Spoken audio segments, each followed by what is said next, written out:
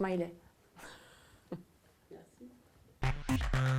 Moi j'en ai plusieurs, elles tournent. Parce que j'ai le smiley, ça c'est spécial élection à l'UMP. Ah, il fallait nous le dire, ça. C'est juste avant qu'il y avait nos futurs. La réalité dans le monde, c'est que l'Europe n'est pas à la hauteur de la crise économique, ta gueule, de la crise écologique et de la crise financière. Il s'énerve, il énerve aussi parfois, tant il est hors norme dans le paysage politique avec ses colères, sa gouaille et ses coups de gueule, y compris contre son camp. Alors, à quel jeu joue Cohn-Bendit? Que penser de ces différentes facettes et quel bilan tire-t-il à l'heure où il annonce sa retraite d'Europe Écologie? Cette semaine, nous déshabillons en tout bien, tout honneur, un ovni de la politique. Déshabillons-les. Ce soir à 23h45 sur Public Sénat.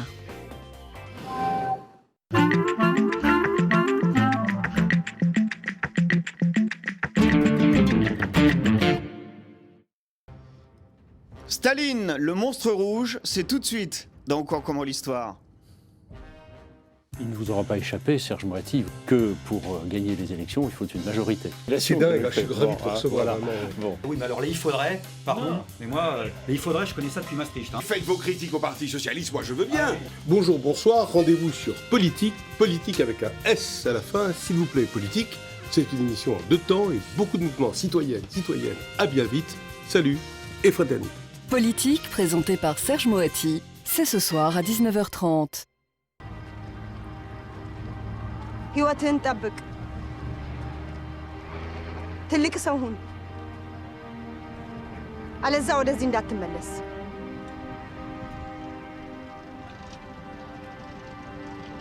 ሂድ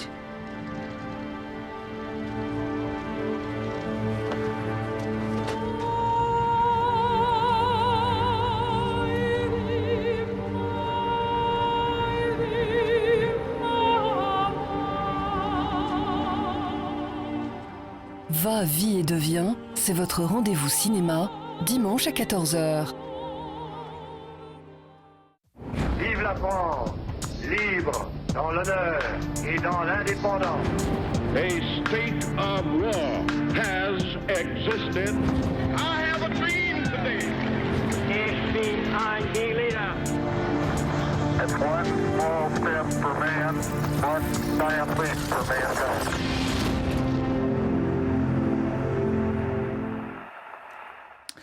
Bonjour à tous, il y a 60 ans, mourait Joseph Staline et avec lui une figure incontournable de l'histoire contemporaine. Successeur de Lénine à la tête de l'Union soviétique, vainqueur du nazisme, il reste aussi comme l'un des dirigeants les plus tyranniques et sanguinaires du XXe siècle. Mais qui était ce monstre rouge qui passait pour le petit père des peuples? C'est ce que nous tenterons de savoir ce mois dans Ou quand comment l'histoire, pour mieux comprendre dans un instant un documentaire consacré à la vie, au parcours de Joseph Staline, mais pas avant, bien sûr, de vous avoir présenté les invités qui nous font aujourd'hui le plaisir d'être avec nous sur le plateau de cette émission. En commençant par vous, Jean-Jacques Marie, bonjour. Bonjour.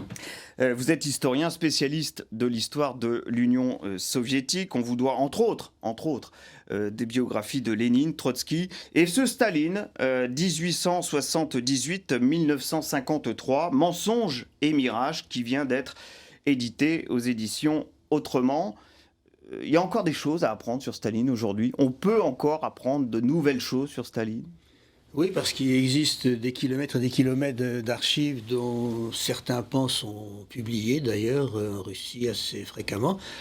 Deuxièmement, comme le stalinisme est fondé entre autres sur le bluff et le mensonge, consistant entre autres à désigner les choses ou les êtres par le contraire de ce qu'ils sont, de ce qu'elles sont, il y a donc beaucoup d'éléments à débusquer sous ces mensonges et sous ce bluff. Eh ben on en saura plus tout à l'heure grâce à vous. Merci encore d'avoir accepté notre invitation. Également avec nous, Pierre Vallot. Bonjour. Bonjour. Vous êtes vous aussi historien, spécialiste de l'histoire contemporaine et des guerres du XXe siècle. Et l'on vous doit, entre bien d'autres ouvrages, celui-ci, Russie, Révolution et Stalinisme, publié l'an dernier chez l'Archipel. Stalinisme, s'il fallait définir ce terme en quelques mots, ça serait lesquels? Ce serait d'abord pour dire ce que ce n'est pas. Ce n'est évidemment pas le communisme, Ça n'a rien à voir avec le marxisme.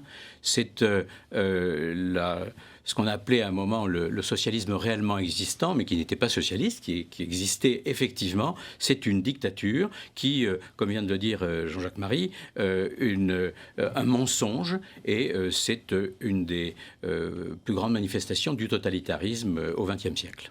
Mais les choses sont dites, on y reviendra avec vous tout à l'heure. Merci à vous aussi d'avoir accepté notre invitation. Et puis enfin avec nous, Vladimir Fedorovski. Bonjour. Bonjour.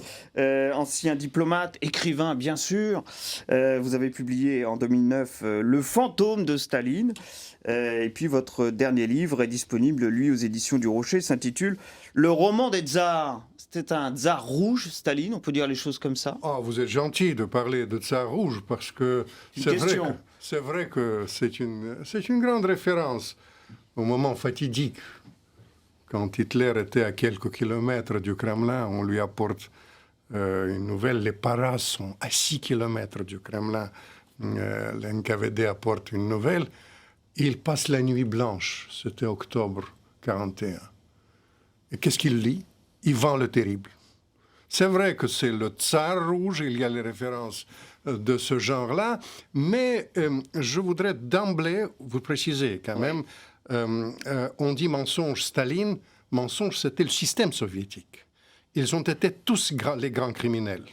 Il ne faut pas qu'on soit d'accord, j'imagine bien tous les trois sur ça.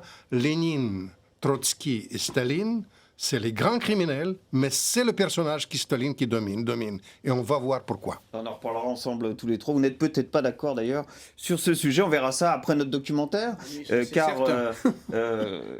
pour vous faire découvrir ou redécouvrir ce monstre historique que fut Joseph Staline, voici donc ce documentaire. Il est issu de la collection Les grands destins du siècle de Robert Frank. Bon film, et nous nous retrouverons bien sûr juste après pour en parler avec nos trois invités sur ce plateau. À tout à l'heure.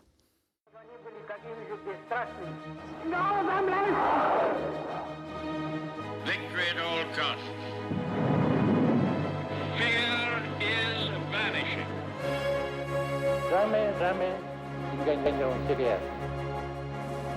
Y muchas madres en Cuba esperando todavía.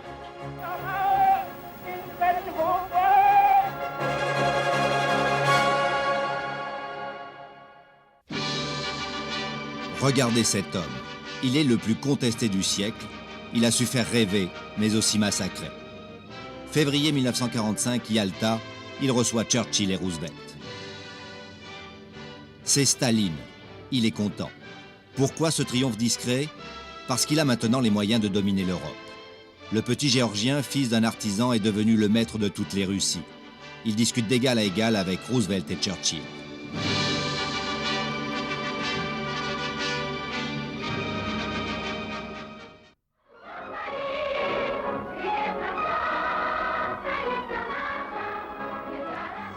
Voyez cet enfant. Il joue au chef de bande. Il s'appelle Joseph Djougashvili. Qui pouvait prévoir qu'il serait un jour le grand Staline, adulé comme un dieu vivant? Joseph est né en 1879 en Géorgie, au sud de l'Empire des Tsars, dans cette humble maison à Gori. Voici Vissarion, son père, cordonnier alcoolique et brutal. Catherine, sa mère, obligée de le protéger des coups et qu'il appelle Soso. Elle aurait eu une liaison avec Egnatashvili, à qui Joseph ressemble tant. Ce riche notable aurait payé les études de l'enfant dans une école religieuse de Gori. Soso est un des premiers de sa classe, avec partout des notes excellentes. C'est en 1894, l'année du couronnement de Nicolas II, le dernier tsar de toutes les Russies, que Joseph entre au séminaire de Tiflis. Sa mère rêve de le voir prêtre. Mais Joseph n'est plus le petit Soso. Il entre au Parti social-démocrate d'inspiration marxiste. Il est expulsé du séminaire en 1899. Il n'est pas le seul à s'enflammer pour la révolution et la cause ouvrière. Depuis quelques années, la Russie se couvre d'usines. Le prolétariat russe vient de naître. Le feu de l'industrialisation et de la colère gagne la Géorgie. Les paysans aussi se révoltent. Ces moujiks manquent de terre, ils doivent se battre pour survivre, et Joseph ne peut oublier que son grand-père était un serf. À la campagne, nombreuses encore sont ces processions qui montrent la ferveur d'un peuple sous l'influence des popes et de l'Église. Pendant ce temps-là, la bonne société goûte la douceur des jours heureux. Après le séminaire, Joseph entre dans la clandestinité. Koba est son surnom, ce qui signifie l'indomptable. Au même moment, il séduit la belle Catherine Svanidze qu'il épouse, comme il convient à l'église. Le couple aura un fils, Jacob.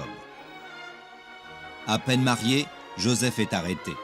6 arrestations au total entre 1902 et 1917. À plusieurs reprises, il sera traîné en Sibérie. 5 fois, Koba réussit à s'évader. Il a 26 ans. Il est libre au moment de la révolution de 1905 qui a failli renverser le régime. Son rôle, il faut le dire, a été mineur dans ces événements.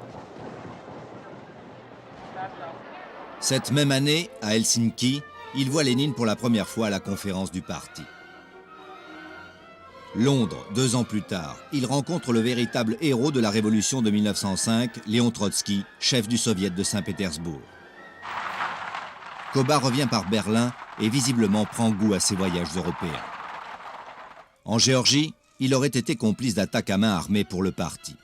1906, la police du tsar l'Okhrana découvre une imprimerie qui publie des tracts révolutionnaires. Arrêté, Koba est soupçonné d'avoir trahi et d'être un indicateur. Ce document semble l'attester, c'est une provocation de la police. Survient alors un drame, son épouse Catherine meurt. Cette femme adoucissait mon cœur de pierre. Avec elle sont morts mes derniers sentiments tendres envers les hommes. Un ressort est brisé. Après d'autres années de Sibérie, Joseph reprend en 1912 le chemin de l'Europe. Cracovie, puis Vienne, accompagné de Malinowski, un espion du tsar. Lénine le nomme au comité central du nouveau parti bolchevique. Joseph s'appelle alors l'homme d'acier, à 33 ans, Staline est né. Pendant ce temps, pour le tsarévitch et la cour, la vie continue.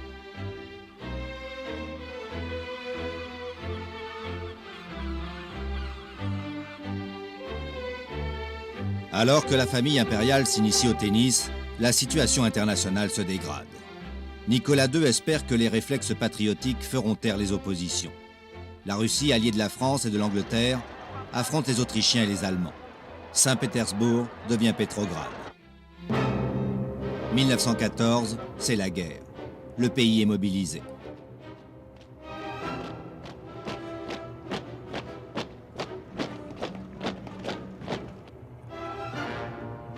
Les popes bénissent.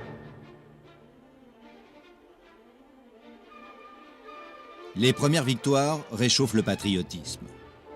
Mais très vite, en 1915, en 1916, en 1917, la pénurie s'installe, les nouvelles du front sont mauvaises. Staline, encore une fois déporté, échappe à la conscription. Il a le bras gauche trop court. Les pertes sont immenses. La révolte gronde.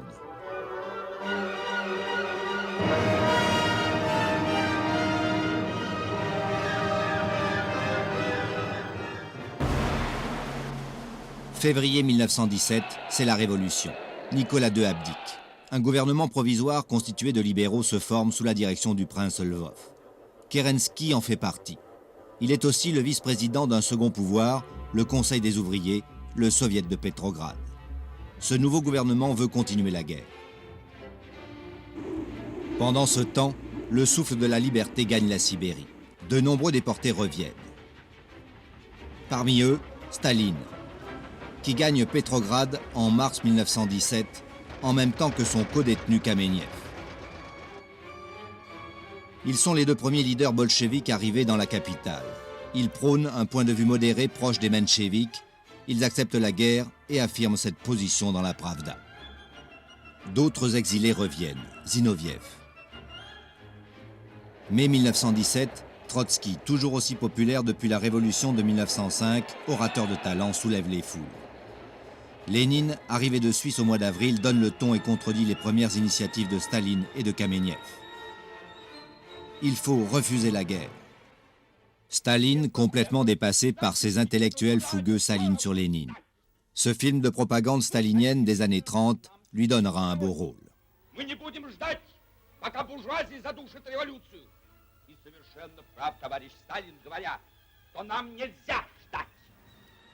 Tout se précipite. À gauche, les bolcheviks tentent en juillet une insurrection qui échoue.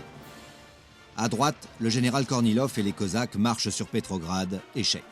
Au centre, le gouvernement et Kerensky, son nouveau chef, paraissent vainqueurs grâce aux bolcheviks sortis de prison. Faisons la révolution. Octobre 1917, le palais d'hiver, c'est la veillée d'armes. Kerensky n'a plus que des bataillons de femmes et de jeunes officiers pour le défendre. En face, à l'Institut Smolny, le soviet de Petrograd se prépare. Les bolcheviks avec Trotsky sont majoritaires. Le croiseur Aurore, depuis la Neva, tire à blanc sur le palais. Le lendemain, tout est fini. Les badauds peuvent découvrir les quelques impacts de balles. Les bolcheviks ont gagné. Ce fut un putsch plutôt qu'une révolution. Staline y a joué un petit rôle. Le nouveau pouvoir révolutionnaire distribue les terres aux paysans. Novembre 17. Élection à l'Assemblée constituante. Premières et dernières élections libres où les bolcheviks n'obtiennent que 25% des voix. L'Assemblée ne siège que quelques heures. Pour Lénine, priorité à la révolution. La paix avec l'Allemagne doit être signée. Trotsky trouve les conditions allemandes trop dures. Il compte sur une révolution à Berlin, en vain, malgré ces scènes de fraternisation entre Russes et Allemands. La paix est signée en mars 1918. Il était temps car les forces favorables au tsar se sont reconstituées et attaquent de tous côtés. Les cavaliers de la contre-révolution blanche s'approchent de la capitale. Menace allemande, puis menace cosaque, Petrograd prépare sa défense. Le gouvernement bolchevique s'installe à Moscou. Commissaire aux nationalités, Staline le suit. Il voyage avec sa secrétaire Nadiejda, la fille d'un de ses amis. Elle a 23 ans de moins que lui. Il l'aurait prise de force dans le train et épousée pour éviter le scandale. Contre les Blancs, l'armée rouge s'organise. Au tout premier plan, encore Trotsky. Devenu commissaire du peuple à la guerre, il crée cette armée. Dans le camp des Blancs, l'amiral Kolchak est un des chefs les plus impitoyables. Maître de la Sibérie et de l'Oural, il tue, il pend, il fusille sur son passage. Au nom du tsar, il reprend la terre aux paysans pour la rendre aux nobles. Toutes ces exactions profitent aux rouges. C'est la terreur blanche.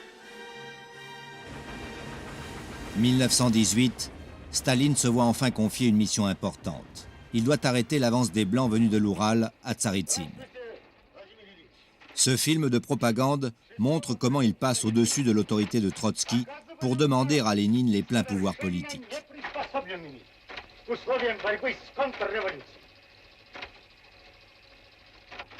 Я принимаю ряд мер и буду принимать, вплоть до смещения губящих дело чинов и командиров, несмотря на формальные затруднения, которые при необходимости буду давать. C'est à son ami Voroshilov que Staline confie le commandement militaire. Le chef de l'armée rouge est furieux contre Staline, qui, aurait-il dit, est remarquable par sa médiocrité. Un duel sans merci commence.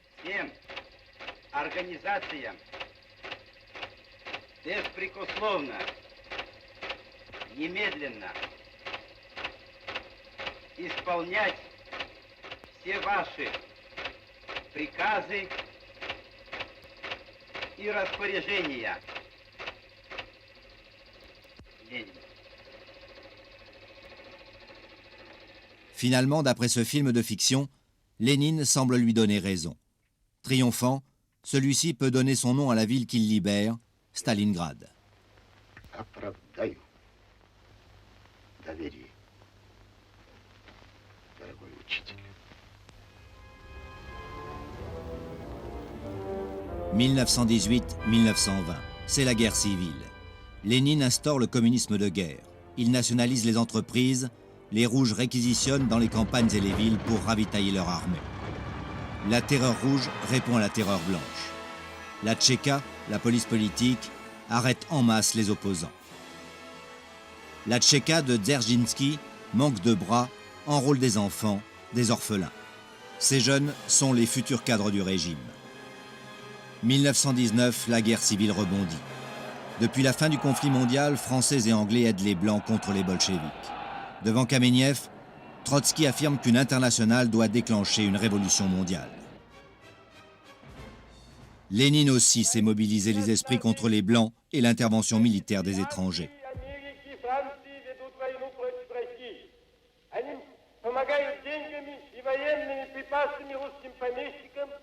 которые ведут против советской власти войска из Сибири, Дона, Северного Кавказа, желая восстановить власть царя, власть помещиков, власть капиталистов. Нет, этому не бывать. Petrograd est de nouveau menacée. Les bolcheviks mobilisent les marins. Staline, dépêché dans l'ancienne capitale pour reprendre la situation, n'hésite pas à exécuter 67 officiers en désaccord avec lui. Là encore, dans cette fiction, la future propagande stalinienne aura tendance à glorifier son rôle militaire. Наша задача не теряя ни минуты вернуть форт, пока английская эскадра не успела проскочить. Après 2 ans de guerre civile, les dernières batailles s'engagent. Partout en Russie, l'armée rouge triomphe, contre-attaque et bouscule les Blancs. Canonnades, charges héroïques conduisent à la victoire bolchevique. Coup de théâtre, le général Tukhachevski, nouveau héros de l'armée rouge, doit affronter Pilsudski, le Polonais qui lance ses armées contre les bolcheviks. Tukhachevski repousse l'invasion et se retrouve aux portes de Varsovie. Le Russe est vaincu sur une faute de Staline qui lui refuse un renfort au moment crucial.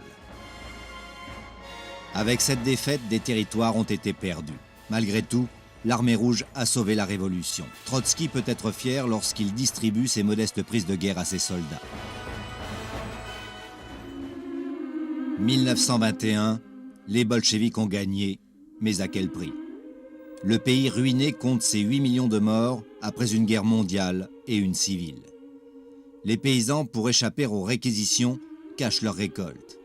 La pénurie s'installe, puis la famine, suivie d'une épidémie de typhus qui ajoute au noir bilan 5 autres millions de victimes. Il est temps de changer de cap.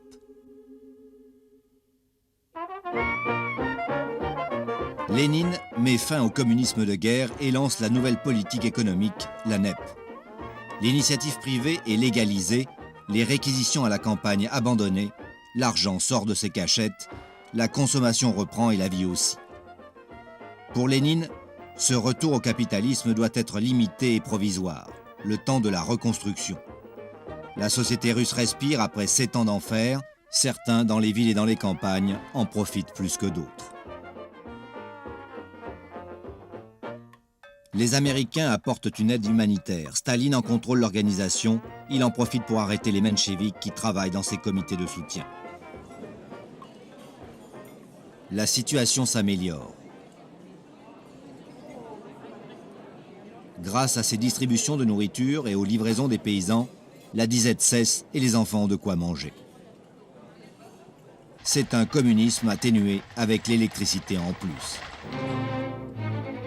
Ce moment est primordial pour Staline. Il utilise sa femme Nadiejda qui travaille avec Lydia Fotieva, la secrétaire de Lénine, pour tout connaître des faits et gestes du chef de la révolution et gagner sa confiance. Fatigué par une opération de l'appendicite, Staline est envoyé en cure par Lénine. Avril 1922, Staline, à 43 ans, se fait nommer Jansek, secrétaire général du parti. Il n'éveille pas la méfiance des vieux bolcheviks. Toujours commissaire du peuple aux nationalités, Staline fait plusieurs voyages dans le Caucase, à Bakou. En Géorgie aussi, son pays natal, où son ami Orjonikidze avait chassé les mencheviks du pouvoir. Été 1922, Staline et Lénine se brouillent à propos de ces républiques du Caucase. Staline veut les intégrer de force à la nouvelle fédération soviétique. Lénine est malade. Il doit penser à sa succession. Il n'a plus confiance en Staline, alors qui? Trotsky? Le plus capable sans doute, mais trop d'assurance. Alors Boukharine? L'enfant chéri du parti? Trop jeune, trop théoricien. Rescapé d'une hémorragie cérébrale, Lénine doit se reposer. Sa femme, la Krupskaya, veille sur lui. Elle déteste Staline et sait que Lénine voudrait le destituer. Lénine l'a écrit dans une lettre qu'elle détient. Mars 1923. Une attaque prive Lénine de la parole. En avril, au 12e congrès du parti, Staline s'impose. Il place ses amis tels Molotov, Voroshilov et Kaganovitch au poste clé.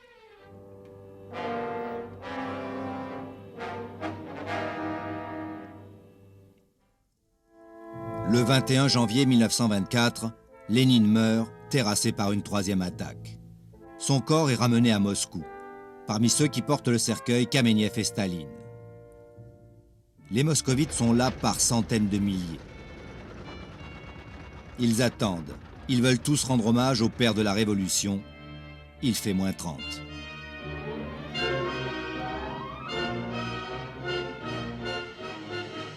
Ce faste, Lénine ne l'aimait pas. Krupskaya est furieuse. Qui est le grand organisateur de cette cérémonie? Staline. Le grand absent, c'est Trotsky en inspection aux armées. Absence fatale. La troïka formée par Staline, Kameniev et Zinoviev a le pouvoir.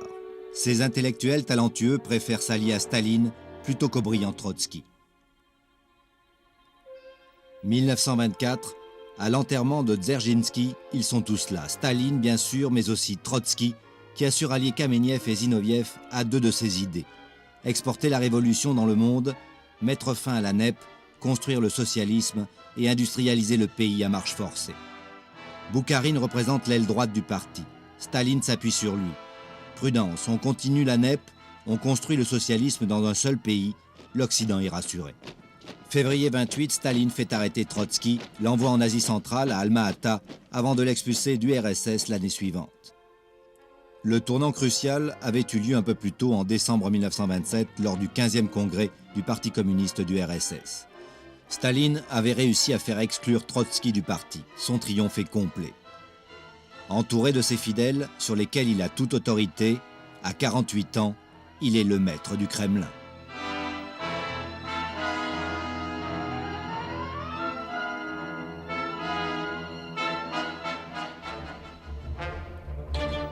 Seul au pouvoir, il adopte en partie les idées de Trotsky, notamment celle de l'industrialisation.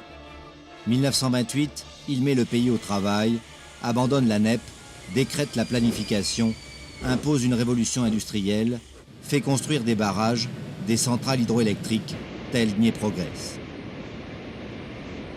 Prudent, Staline veut le socialisme dans un seul pays. L'URSS doit se suffire à elle-même. Le produit roi, l'acier. Les films de propagande le soulignent.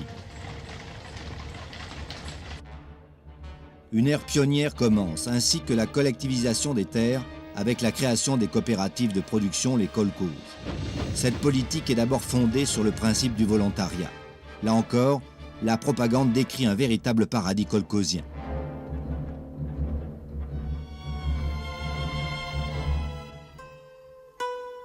Ces années sont presque des années heureuses pour Staline. Quand il n'est pas au Kremlin, il est dans l'une de ses datchas à la campagne. Avec sa femme, il reçoit ses amis. Nadiedja et lui ont une fille, Svetlana, née en 1926, et voici leur fils aîné, Vassili.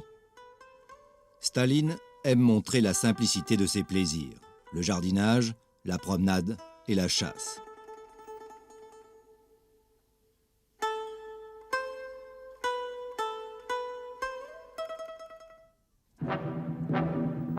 Mais le bonheur n'est pas pour tous. La répression s'amplifie, contre les lieux du culte d'abord. Les églises sont réquisitionnées, pillées, affectées à d'autres usages ou tout simplement détruites.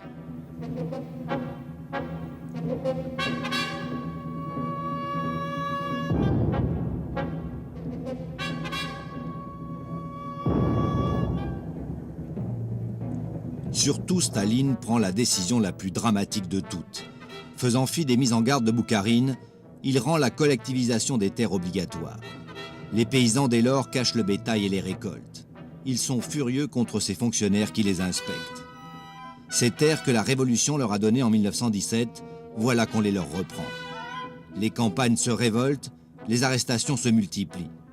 Le régime s'en prend aux koulaks et parle de dékoulakisation, comme si les paysans riches étaient les seuls protestataires. Or, la répression touche des millions de ruraux. Nadiejda, femme de Staline, militante et admiratrice de Lénine, ne supporte plus cette trahison de la Révolution. En novembre 1932, elle se suicide. Staline reste seul avec les siens. Vassili, Jacob, Svetlana. Après la mort de Nadiejda, aucun frein moral n'arrêtera Staline. L'implacable Beria compte parmi ses intimes. Staline adore Svetlana. Elle ne sait pas que sa mère, en désaccord avec les méthodes employées par le dictateur, s'est suicidée. Par trains entiers, des citadins qui s'opposent à ce socialisme stalinien, des paysans qui refusent d'entrer dans le système kolkhozien sont déportés. Tous les moyens sont mobilisés pour rassembler et transporter ces hommes et ces femmes. Qualifiés de saboteurs ou d'ennemis de la révolution, ils sont embarqués pour des destinations inconnues. La Sibérie le plus souvent, comme au temps des tsars. En 1934, une administration spéciale est créée, le Goulag. De rares images existent mais ne donnent aucune idée des vraies conditions de vie. Entre 1934 et 1947, il y a en moyenne plus de 2 millions de détenus en permanence. 15 millions de personnes sont passées par ces camps. Le régime trouve là une main-d'œuvre gratuite. La mortalité effrayante varie de 2 à 18% selon les années. Les historiens estiment les victimes du Goulag à 2 millions au total. Ces forçats ont creusé le canal de la mer Blanche. C'est Staline lui-même qui l'inaugure avec son ami Kirov. Kirov est précisément l'homme qui monte, le responsable du parti à Leningrad, le nouveau nom de Pétrograd.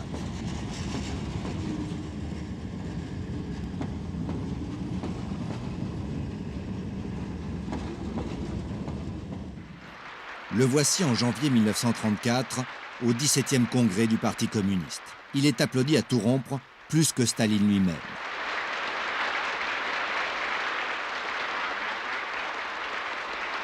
Voit-il en son ami un rival? Son sourire est gêné. Il n'applaudit pas tout de suite. Il note. Finalement, il applaudit, mais nous ne saurons jamais ce qu'il a écrit. 8 mois plus tard, Kirov est assassiné dans des conditions très mystérieuses. Staline en tête porte son cercueil. A-t-il commandité le crime? Profitant de l'émotion créée, il amplifie la terreur à l'intérieur du parti. Les procès de Moscou commencent. Les accusés sont pour la plupart les vieux compagnons de Lénine. La première vague en 1936 frappe Kamenev, condamné à mort, ainsi que Zinoviev, exécuté. Comment Staline ose-t-il s'en prendre aux vieux bolcheviks sans susciter la révolte du parti? C'est que le parti a changé. Staline l'a façonné à son image. Les cadres sont des hommes du peuple comme lui. Il faut en finir avec les intellectuels encombrants. Voici la nouvelle élite, populaire, insouciante, reconnaissante aux bâtisseurs de l'URSS socialiste. Ils ne sont pas très riches, mais ils ont quelques privilèges. Des vacances organisées au bord de la mer Noire. Docile, cette nomenclatura fait marcher la machine stalinienne. 1937, Staline relance les purges et les justifie au théâtre du Bolchoï devant ses nouveaux cadres du parti.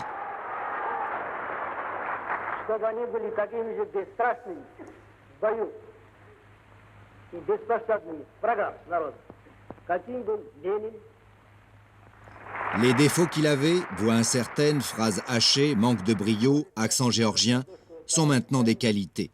Le personnage incarne un homme issu du peuple, au service du peuple, mort aux anciennes élites.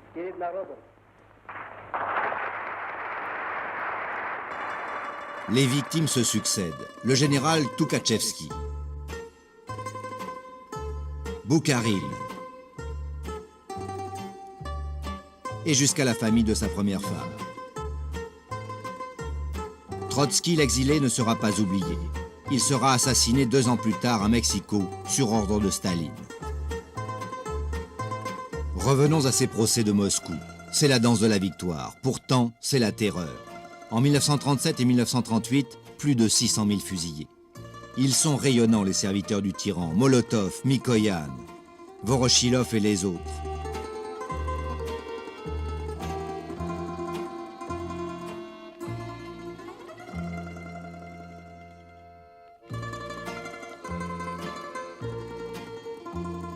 Voici Staline, devenu le petit père des peuples, avec tous ceux et celles qui viennent de toutes les républiques soviétiques lui rendre visite.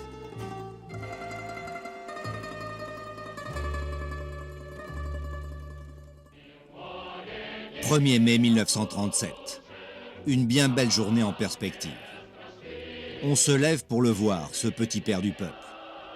On se réveille les uns les autres, on se prépare, on est prêt.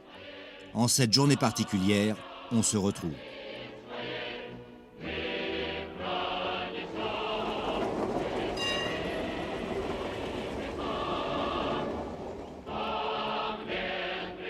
Il est là, entouré de ses fidèles. Boudienny, l'ancien officier tsariste, a changé de maître.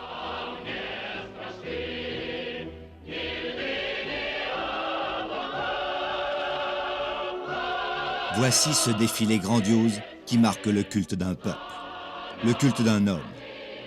Un État totalitaire est né avec son chef, avec la terreur, avec l'embrigadement. Et en prime, la joie obligatoire pour tous.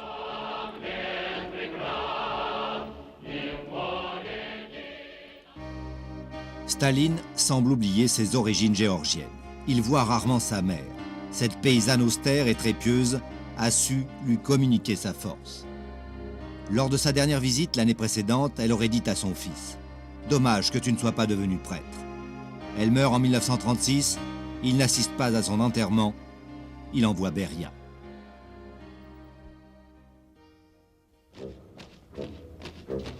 Depuis 1933, un danger s'annonce pour l'URSS. Hitler veut agrandir l'Allemagne à l'Est. Staline, isolé, se rapproche alors des démocraties. 1934, l'URSS entre à la Société des Nations. 1935, rapprochement avec la France et voyage de Laval à Moscou.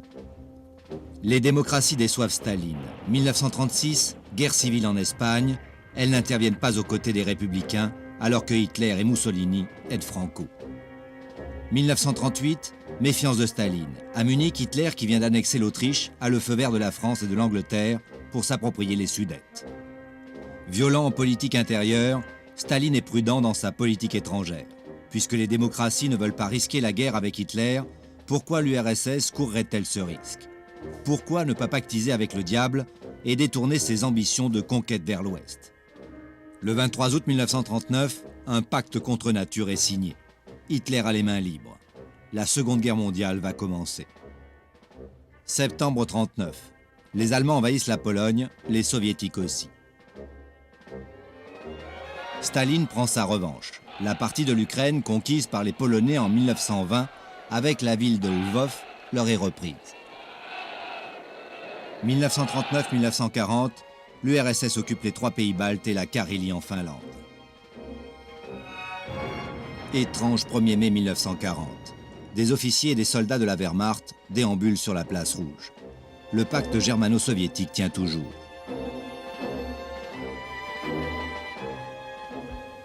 Вторая империалистическая война, затеянная капиталистами в целях нового передела мира.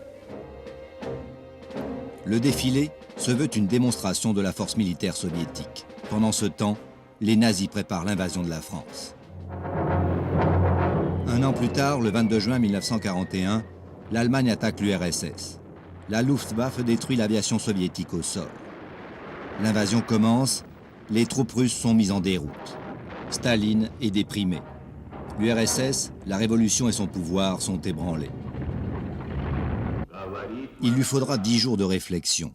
Le 3 juillet, son allocution est radiodiffusée dans tout le pays. Il s'adresse aux soviétiques en les appelant ses frères et ses sœurs. Il lance la grande guerre patriotique. Les moscovites se mobilisent pour défendre la capitale. Staline fait sienne la politique de la terre brûlée que Kutuzov avait opposée à Napoléon.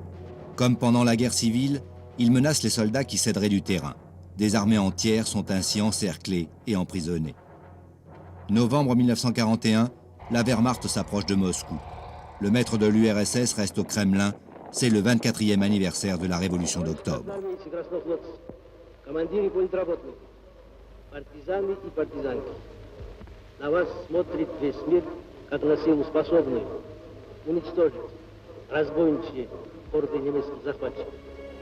Un mois plus tard, l'ennemi est arrêté à 25 km de la capitale. À cheval, à pied, toutes les forces sont déployées. Pour la première fois depuis 6 mois, les prisonniers sont allemands. La bataille de Moscou est gagnée au moment précis où les Américains, attaqués par les Japonais à Pearl Harbor, entrent aussi dans la guerre. Les Allemands ont tué, pendu, semant la haine chez les Russes. Même les victimes du stalinisme préféreront pour la plupart Staline à Hitler.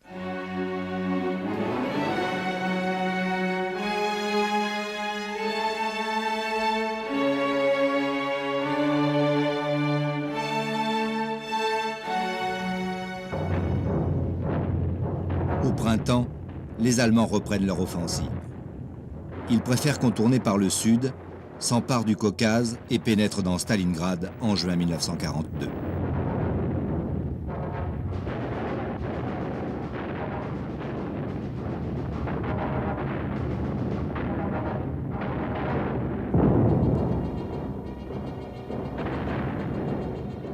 Staline a besoin d'aide. Churchill, l'homme de la résistance anglaise, atterrit à Moscou en août 1942. Staline lui demande ainsi qu'aux Américains d'établir le plus vite possible un second front en Europe pour soulager la pression allemande sur l'URSS. Churchill ne propose aucune date précise, mais il promet une aide économique. Aide essentielle, 10 000 chars sont acheminés par diverses voies dont l'Iran. Mieux encore, 700 000 camions ont permis la mobilité de l'armée rouge. 20 000 avions également ont été livrés, la plupart américains. L'autre voie de transit, c'est l'océan Arctique, où sévissent les sous-marins allemands.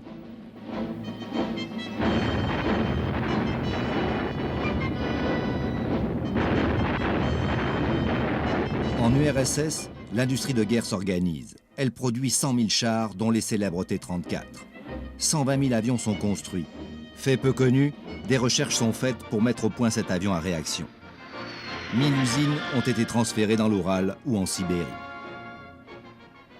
Les résultats sur le terrain ne sont pas immédiats. Leningrad est assiégée. La ville souffre le martyre. La population manque de tout et meurt de froid ou d'épuisement dans la rue.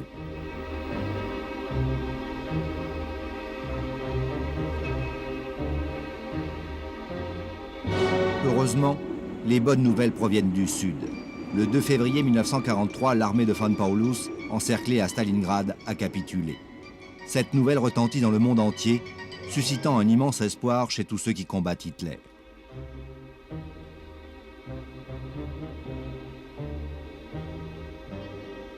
Au Kremlin, son quartier général, Staline mène seul la guerre sur tous les fronts. Pour sceller l'unité nationale, il donne plus de liberté aux paysans, réduit les détenus du goulag, s'allie avec l'Église. 1943, le maréchal Staline prend plus souvent conseil auprès de ses généraux. Une seule fois, il se rend sur le front. Jacob, son fils, est fait prisonnier par les nazis. Ils veulent l'échanger contre des officiers allemands. Staline ne fera pas d'exception pour lui, il le laissera mourir dans un camp. Vassili, engagé dans l'aviation, se distingue surtout par ses beuveries. Svetlana tombe amoureuse de l'écrivain Kapler. Staline le déteste, sans doute parce que juif. Arrêté, il sera déporté. Téhéran, décembre 1943. 3 géants se rencontrent pour la première fois. Staline reçoit du lion cette épée d'honneur. Le maréchal est ému jusqu'aux larmes. Les Occidentaux lui annoncent enfin le second front en Normandie, printemps 1944. Sur le plan politique, Roosevelt concède que les pays baltes puissent intégrer l'URSS après la guerre. Les Polonais céderont des territoires aux Russes, mais récupéreront à l'ouest des terres jusque-là allemandes. Après la bataille de Stalingrad, puis surtout celle de Koursk, immense bataille de chars, le rouleau compresseur soviétique est en marche vers l'ouest. La Biélorussie, l'Ukraine sont enfin libérés. L'armée rouge entre en Pologne et installe à Lublin un gouvernement pro-soviétique, concurrent du gouvernement polonais de Londres. Forêt de Katyn, 1 an plus tôt en avril 1943, les Allemands découvraient un charnier. Plus de 10 000 officiers polonais tués d'une balle dans la nuque. Les Allemands annoncent que le crime a été commis par les Soviétiques fin 1940. Lorsque l'armée rouge reconquiert les lieux, elle affirme que c'est l'œuvre des nazis fin 1941. Nous savons aujourd'hui que c'est Staline qui donna l'ordre. Été 1944, les Russes arrivent devant Varsovie. Staline ne porte pas secours aux insurgés se réclamant du gouvernement polonais de Londres. Les nazis écrasent l'insurrection. Staline liquide ainsi l'élite polonaise anti-soviétique. Yalta, février 1945, la guerre n'est pas finie. Staline, en position de force, veut que la conférence des Trois ait lieu chez lui. L'armée rouge est devenue la plus puissante du monde. Elle occupe presque toute l'Europe de l'Est. Elle se bat à 50 km de Berlin. Les Anglo-Américains débarqués en France 8 mois plus tôt n'ont pas franchi le Rhin. Staline négocie, l'ambiance est très cordiale. Non, les trois grands n'ont pas partagé l'Europe, contrairement à une légende tenace. Ils ont même tenté d'empêcher qu'elle se divise en deux blocs. Chacun fait des concessions. Staline finit par adopter le plan Roosevelt, créant l'ONU, et accepte d'entrer en guerre contre le Japon 3 mois après la capitulation. Roosevelt et Churchill concèdent un point capital. Ils acceptent le gouvernement polonais mis en place par les Russes, avec quelques ministres du gouvernement de Londres. Staline accorde une garantie. Il y aura des élections libres en Pologne, comme dans toute l'Europe. Tiendra-t-il sa promesse ? Quelques semaines plus tard, les orgues de Staline crachent le feu. La dernière bataille en Europe s'engage, la bataille de Berlin.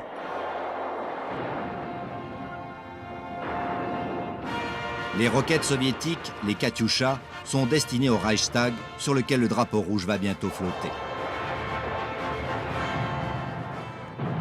Le Troisième Reich n'aura pas duré 1000 ans. Le 30 avril 1945, Hitler se suicide dans son bunker, ses généraux se rendent.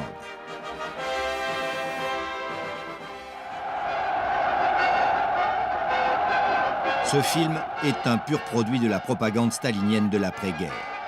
Tout y est inventé et parfois falsifié. La cérémonie des drapeaux. Le quadrimoteur dont on a l'impression qu'il va atterrir au cœur de la capitale du Reich.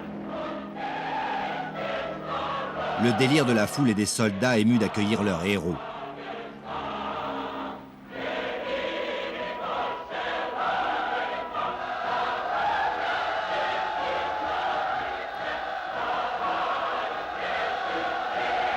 Et lui qui n'est pourtant jamais venu à Berlin lors de la capitulation nazie.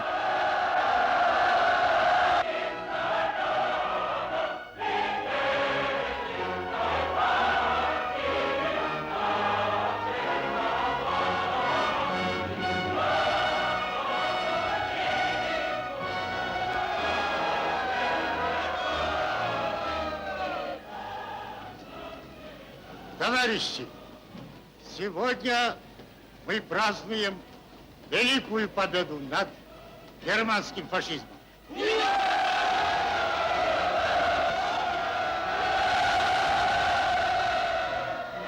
Дорогой ценой приобретена эта победа.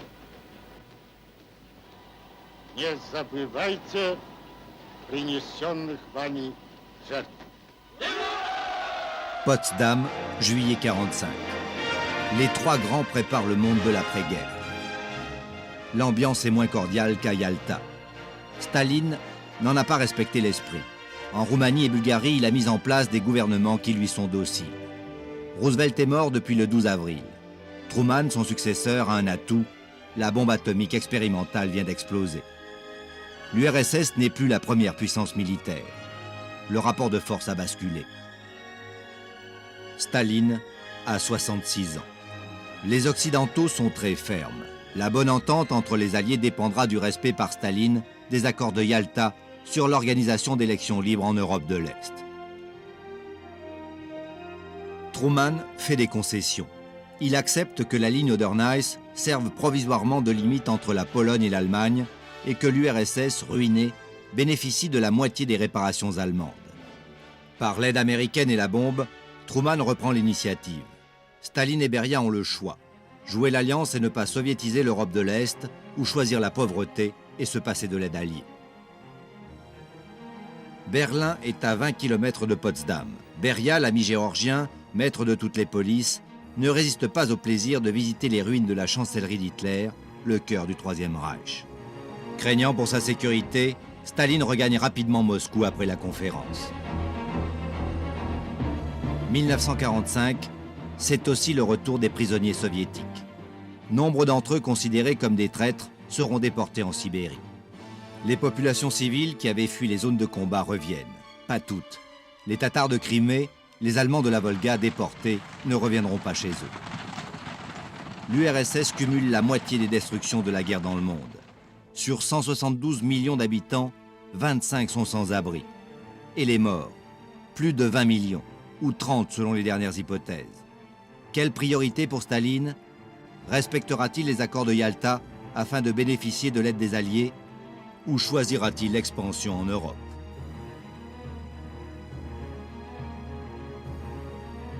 Il honorera une seule des promesses de Yalta. 3 mois après la capitulation allemande, l'URSS entre en guerre contre le Japon où la bombe atomique vient d'exploser. L'armée rouge entre en Mandchourie chinoise et en Corée du Nord. En Pologne, il viole les accords de Yalta. Il n'y a pas d'élection libre, il impose les communistes. En Hongrie, il hésite, mais il n'a plus le choix. Il a lui-même déclenché la guerre froide avec sa politique polonaise. Février 48, le coup de Prague donne la totalité du pouvoir aux communistes. Tito, le Yougoslave, est le seul à refuser la tutelle de Staline. Enfin, après la crise de Berlin en 48-49, la zone d'occupation soviétique à l'Est devient la République démocratique d'Allemagne. Staline veut la bombe atomique. Ses espions font parvenir des renseignements déterminants des États-Unis. Les Rosenberg ont sans doute joué un rôle mineur, mais ils sont condamnés à mort, c'est la guerre froide. En 1949, la première bombe atomique soviétique explose.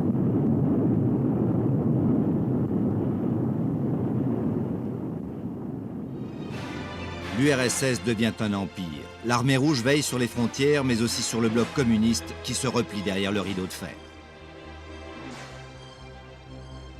Pendant la guerre froide, le goulag se remplit de nouveau. Le régime est à parti unique, avec candidat unique à toutes les élections. Le maréchal, le petit père des peuples, cumule les fonctions et règne en maître absolu.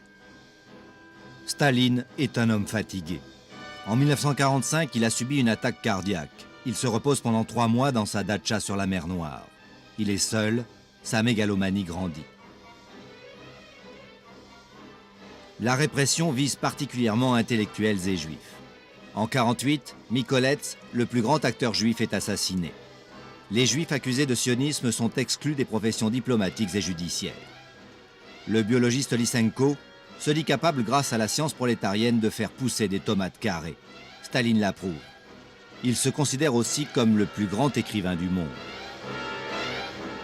Le culte de la personnalité devient délirant. Sa maison natale de Gori est un lieu de pèlerinage pour des millions de visiteurs. Ses statues ornent les villes dans toutes les républiques de l'Union et toutes les démocraties populaires.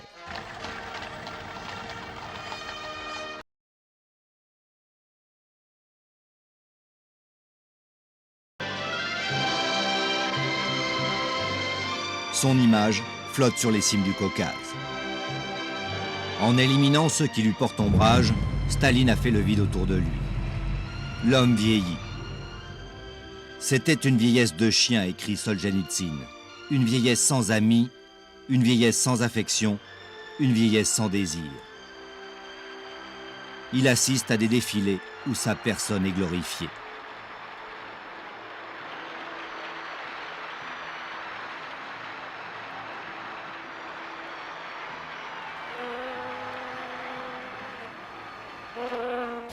Avec la victoire de Mao Tse-tung, le camp communiste s'est agrandi d'un demi-milliard de Chinois. Lorsqu'il se rend dans la patrie du socialisme en décembre 1949, c'est le 70e anniversaire de Staline. Au théâtre du Bolchoï, Mao assiste ébahi, en présence de Khrouchtchev, à l'apothéose du culte rendu au petit père des peuples.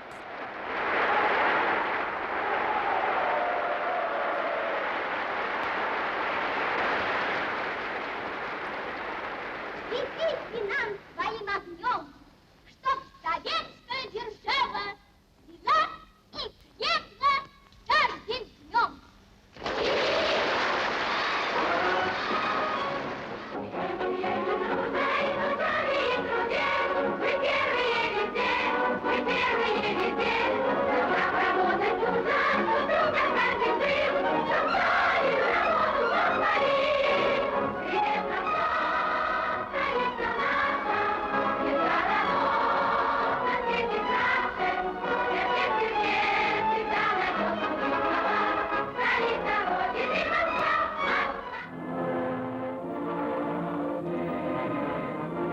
Le soir, sur la place rouge, un spectacle grandiose attend les moscovites. Suspendu à un dirigeable, l'image de Staline monte au firmament. Les fidèles, Khrouchtchev, Molotov, Malenkov et d'autres, assistent à la revue du 1er mai 1952. La paranoïa de Staline est à son comble. Il se méfie de tous, y compris de Molotov, dont il a déjà déporté la femme parce que juive. Même Beria, son ami, l'agace, avec sa manie de peupler l'administration de Géorgiens. Pourtant, Beria sait le flatter, mais son influence décline. Tous sont suspects, y compris ses médecins du Kremlin qu'il fait arrêter. Staline voit très peu ses petits-enfants et sa fille Svetlana. Que c'est long un jour de parade pour un dictateur vieillissant. Certes, l'URSS est reconstruite. La croissance de l'industrie lourde et celle des armements est rapide. Mais l'économie de consommation est bloquée. Le niveau de vie progresse peu, la crise du logement et les pénuries rendent difficile la vie des soviétiques.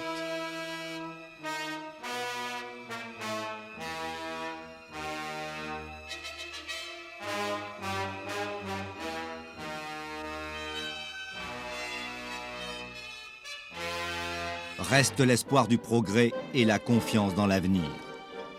Le défilé du 35e anniversaire de la Révolution d'octobre sera le dernier défilé pour Staline. Il les regarde. « Qu'auriez-vous fait sans moi, mes petits chats ?» aurait-il dit. Les soviétiques le saluent pour la dernière fois. Début 1953, le mythe est au zénith.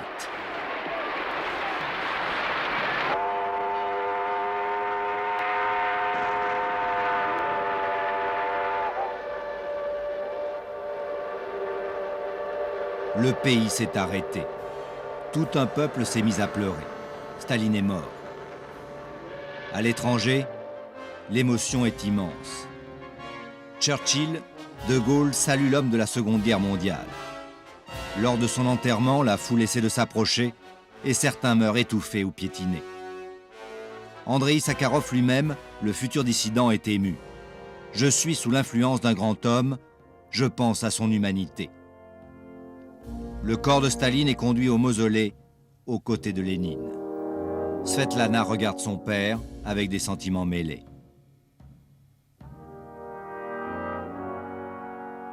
Son frère, Vassili, est là, déjà marqué par l'alcoolisme. Dans le monde, des centaines de millions de personnes pleurent Staline. Il n'a pas fallu 3 mois pour que la réalité l'emporte sur l'illusion. Les ouvriers de Berlin-Est se révoltent. Il n'a pas fallu 3 ans pour qu'à Budapest, le mythe s'écroule et que la statue soit déboulonnée. Il a fallu aussi, 13 ans plus tard, les chars soviétiques pour rétablir un ordre stalinien à Prague en 68. Puis en 70 et en 80, la Pologne, encore la Pologne. Ce sont les Polonais qui sonnent le glas du communisme en 89. Staline est mort une seconde fois, entraînant une autre mort, celle du père fondateur, Lénine. L'URSS n'est plus. Des millions d'hommes et de femmes ont disparu. En rejetant l'esprit de Yalta et l'entente avec l'Occident, Staline a choisi la puissance d'un empire et le despotisme. L'engrenage fatal était déclenché. Que reste-t-il de Staline ?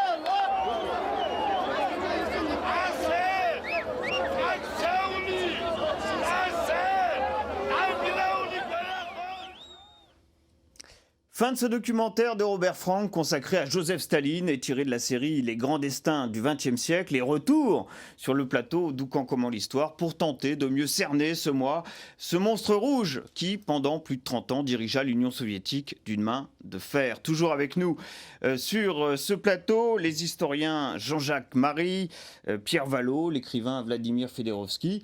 Mais ce, bien sûr, nous l'avons regardé ensemble, ce documentaire. Alors peut-être première question touchant à la personnalité personnalité même de Joseph Staline. Quels sont, selon vous, Jean-Jacques Marie, les principaux traits de caractère de Staline ? On croit comprendre à travers ce documentaire qu'on a affaire à un personnage particulièrement brutal, paranoïaque, sans aucun état d'âme dans sa manière d'exercer le pouvoir, notamment. Est-ce qu'on décrit assez bien Joseph Staline lorsqu'on le décrit de cette manière-là ? Ces traits de caractère s'accuseront et même se modifieront au fil des années. Staline est d'abord caractérisé par la ruse, l'astuce, la malice, le goût de l'intrigue. Ce sont toutes qualités qui jouent fort peu de rôle dans une révolution, mais qui jouent un grand rôle lorsque l'appareil devient tout-puissant et au service de la couche bureaucratique ou de la nomenclatura parasitaire et vorace. Ces traits de caractère deviennent essentiels.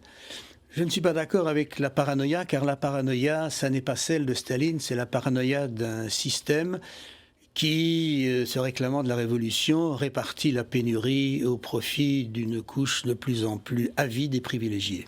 C'est ça la paranoïa. Ce n'est pas une paranoïa individuelle, c'est la paranoïa d'un système qui est le contraire de ce qu'il prétend être. Pierre Vallot, est-ce que vous êtes d'accord avec ça, notamment sur cette paranoïa ou pas de Joseph Staline ? Je vais revenir sur la paranoïa, si vous voulez bien, mais je voudrais préciser 2 ou 3 points. Moi, bien sûr que nous sommes d'accord. Oui. Je pense qu'il y a deux éléments essentiels. Mais ça s'explique tout cela par certains épisodes de sa vie qu'on vient de revoir à l'instant dans ce documentaire, j'imagine. Il y a d'abord la dissimulation. Oui. Et c'est une des forces même de Staline, tandis que d'autres parlent beaucoup. Se mettent en scène pendant la Révolution et après, Staline va toujours être relativement discret. Et elle est liée avec le cynisme le plus absolu. Quand vous mettez la dissimulation et le cynisme qui vont ensemble, eh bien ça donne une force absolument considérable pour s'emparer du pouvoir. Alors pour ce qui est de la paranoïa, je ne serais pas tout à fait d'accord. Je pense qu'effectivement, c'est un syndrome collectif de la révolution ou de ce qu'on a appelé la révolution russe. Mais je pense que, puisque vous disiez que ça a évolué avec le temps, je pense que j'ai beaucoup travaillé sur Staline pendant la Seconde Guerre mondiale. Pendant la Seconde Guerre mondiale, il devient de plus en plus paranoïaque à titre individuel, se méfiant de plus en plus de son entourage et se coupant même à certains moments de cet entourage-là. Le silence qu'il entretient pendant les premières semaines de l'opération Barbarossa montre bien qu'il est en dehors de ce groupe, enfin à mes yeux, de ce groupe qui l'entoure et qui l'entoure très, très fortement. L'opération Barbarossa, bien sûr, c'est l'envahissement de la Russie par l'Allemagne, on y reviendra tout à l'heure, l'Allemagne nazie. Vladimir Fedorovski, sur la brutalité du personnage, vous voyez quelque chose à ajouter, quelque chose qu'on aurait pu déceler dans ce documentaire sur ce personnage Staline qui mériterait d'être explicité. Le système était brutal. Moi, je pense qu'on a utilisé le mot paranoïa à propos du système. Le système était là. Mon problème à propos de Staline aujourd'hui, c'est plus pourquoi Lénine, Trotsky sont aujourd'hui de plus en plus oubliés par l'histoire russe. Et pourquoi Staline domine cette histoire? Pourquoi il est de plus en plus populaire dans la réalité, il y a bien sûr le clivage dans la société. Moi, je suis anti-stalinien, évidemment convaincu. Mais le fait est là, il domine ce système et je pense que c'est lié avec une histoire longue, comme disait Brodel. Au fait, à titre personnel, je suis persuadé que si Lénine ou Trotsky sont restés au pouvoir, avec ce qu'ils faisaient dans le domaine économique, ça, c'est vraiment un système quand même assez bizarre économique qui a provoqué automatiquement la famine et tout ce qu'on veut. D'ailleurs, Lénine utilisait un terme exquis, la famine peut être socialement bénéfique. Vous comprenez? Bref, moi je suis persuadé qu'il aurait été balayé, tandis que Staline a fait durer.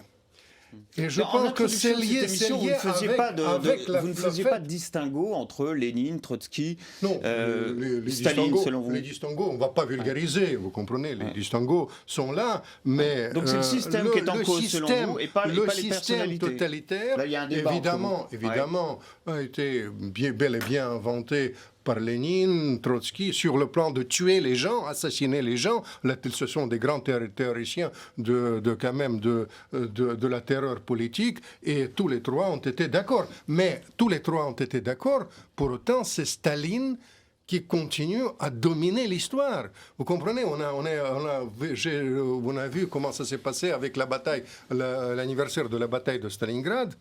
Les gens reviennent à ça et ils exigent. Aujourd'hui, il y a toute une tendance que la ville sera rebaptisée comme autrefois Stalingrad. Staline, le personnage dominant toujours de l'histoire du XXe siècle en Russie. Alors, Jean-Jacques Marie, et je crois que vous n'êtes pas d'accord avec cette approche des choses, alors expliquez-nous pourquoi. Pour une raison très simple. Premièrement, le grand crime de Lénine et de Trotsky, c'est d'avoir, en 1917, annulé la dette, nationalisé les banques, fait la paix avec l'Allemagne, ce que réclamait la masse des paysans et des soldats. C'est ça le vrai crime, d'avoir décrété la séparation de l'Église et de l'État, l'Église et de l'école, instauré le droit au divorce. Deuxièmement, dans la guerre... Non, Goulag, c'est inventé par Lénine, il ne faut pas déformer l'histoire. Je ne vous ai pas coupé, laissez-moi parler s'il vous plaît. Deuxièmement, la guerre civile, et comme toute guerre civile, particulièrement féroce, et je voudrais simplement donner 3 petites citations sur ce qu'était la politique des Blancs. Le général Kornilov a dit, s'il faut brûler la moitié de la Russie et tuer les 3/4 de sa population pour la sauver, nous le ferons. Le général l'amiral Kolchak, a déclaré « Mon but, c'est d'exterminer, d'anéantir le bolchevisme et tout ce qui y touche ». Quant à l'écrivain Leonid Andreïev, qui était un homme fort cultivé, un excellent romancier, il a dit « Là où on fusille les gens, règne un sens très aigu de la légalité ». On ne peut pas séparer les actes des gens de la réalité de cette guerre civile. Pour qu'on comprenne bien, est-ce que vous considérez que Staline a trahi la cause, a trahi la révolution, a trahi le léninisme ? Le marxisme-léninisme. Le léninisme, ça n'existe pas à mon sens. Mais la révolution avait... peut-être. La révolution avait comme objectif de jeter bas les fondements du système capitaliste. Ce qui a été fait. Ce qui a été fait, indéniablement. Mais ne s'est pas étendu au reste de l'Europe. Et sur cette... Donc il y a une forme d'appropriation personnelle du régime par Staline, un détournement des objectifs révolutionnaires originaux. C'est comme ça qu'il faut comprendre les choses, selon vous ? Oui, mais dans une situation sociale qui commande tout, c'est la raison pour laquelle Trotsky disait que ce n'était pas possible de réaliser le socialisme dans un seul pays. La Russie est un pays entièrement ruiné, dévasté, où règne la famine. Mais ça ne remonte pas à la guerre civile, ça remonte à avant. Comme dit le romancier Bounine dans un de ses héros, dit « Il y a une famine tous les lustres chez nous ». Et l'économiste Sorokin disait « La Russie a toujours connu la faim ». Et la guerre civile n'a pas arrangé les choses. Et non, dans cette pénurie... Ça c'est l'aspect vraiment, je m'excuse, je ne peux pas passer ça. Vous comprenez, c'est contraire à la réalité historique. Le développement de la Russie la veille de la guerre, c'est un développement absolument reconnu par tout le monde, ce sont des chiffres. Je suis désolé, et on est vraiment dans l'histoire inventée dans la réalité. Absolument pas. Il y a une grande famine en 1891, une grande famine en 1911. C'est ça la réalité de la Russie tsariste. Certes, on exporte du blé, mais sur la faim des paysans. C'est ça la réalité. Et dans la pénurie se découche une couche privilégiée qui, et ça Staline est son défenseur, qui écrème au maximum le surproduit social. Un seul exemple. Cette nouvelle nomenclature sur laquelle il va asseoir son pouvoir. Absolument. On le voit assez bien dans ce documentaire. Pierre Vallot, je ne veux pas que vous soyez juge de paix entre nos 2 autres invités. Non, parce que je ne crois pas être... je ne suis pas un centriste. Est-ce que Joseph Staline s'est accaparé cette révolution? D'abord, je voudrais répondre à monsieur. Je pense pour en faire un véritable pouvoir personnel. Ce décollage économique de la Russie, il était tellement important qu'il a abouti... à la guerre, au moment de la guerre, à la révolution. C'est-à-dire que l'Union soviétique, enfin la Russie, pardon, s'est avérée incapable de mener la guerre dans laquelle elle s'était engagée. Et ça aboutit à ce que l'on sait. Donc je ne pense pas que l'on puisse dire que la Russie était en état de faire la guerre, et effectivement il y avait un certain nombre de famines. Les réformes de Stolypine sont des réformes en trompe-l'œil. Revenons à ma question, malgré tout. Staline a-t-il trahi la cause ? Quelque part, a-t-il trahi cette révolution dans l'exercice du pouvoir tel qu'il l'a exercé? Je ne pense pas qu'il y ait eu une révolution, je pense qu'il y en a eu 2. Il y a eu une révolution bourgeoise, celle de février, qui, faute de gens pour la nourrir et pour l'incarner, s'est effondrée et a laissé la place à un certain nombre de gens qui étaient strictement minoritaires et qui... s'en contentaient tout à fait. Ils en faisaient même la théorie.